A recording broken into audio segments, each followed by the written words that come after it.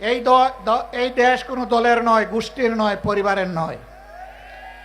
এই দেশ 20 কোটি মানুষের। আমাদের সকলকে এক একজন সাচ্চা পাহারাদার হয়ে দাঁড়াতে হবে। অন্যায়ের বিরুদ্ধে এক একজন যোদ্ধার ভূমিকায় অবতীর্ণ হতে হবে। পার্শ্ববর্তী দেশ আমাদের প্রতিবেশীকে সম্মান করি। আমরা চাই আপনারা শান্তিতে থাকুন। আমরা চাই আপনাদের দেশের ভিতরে মানবিক পরিবেশ তৈরি হোক।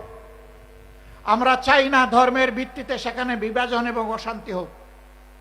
কিন্তু আমরা দেখতে পাচ্ছি সেখানে শুধু মুসলিম নামের পরিচয়ে মানুষকে নাজেহাল করা হচ্ছে, আর বাংলাদেশের দিকে লাল চোখ দেখানো হচ্ছে। বন্ধু, এটা তিতুমিরের বাংলাদেশ, হাজী শরীয়তুল্লাহর বাংলাদেশ, শাহ মখদুমের বাংলাদেশ। এই বাংলাদেশের দিকে চোখ রাঙাবেন না,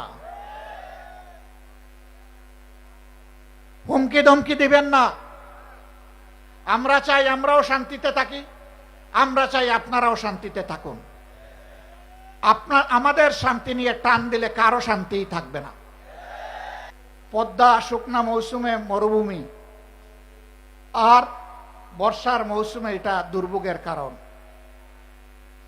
এখন এই মৌসুমে কৃষকের পানির প্রয়োজন, সাধারণ মানুষের পানীয় জল দরকার, এখন পানি নেই। সরকারকে আমরা সাধুবাদ জানাই, ইতিমধ্যে পদ্মা ব্যারেজের ঘোষণা দিয়েছেন, কিন্তু এটা যেন শুধু লোক দেখানো ঘোষণা না হয়। এই ঘোষণা যেন বাস্তবে রূপ নেয়। তার পাশাপাশি আমরা আরো দৃঢ়ভাবে বলবো, তিস্তা সহ ওই 3টা নদীর পাড়ের মানুষের, 2.5 কোটি মানুষের দুঃখ দুর্দশা দূর করার জন্য তিস্তা মহাপরিকল্পনা অবশ্যই বাস্তবায়ন করতে হবে।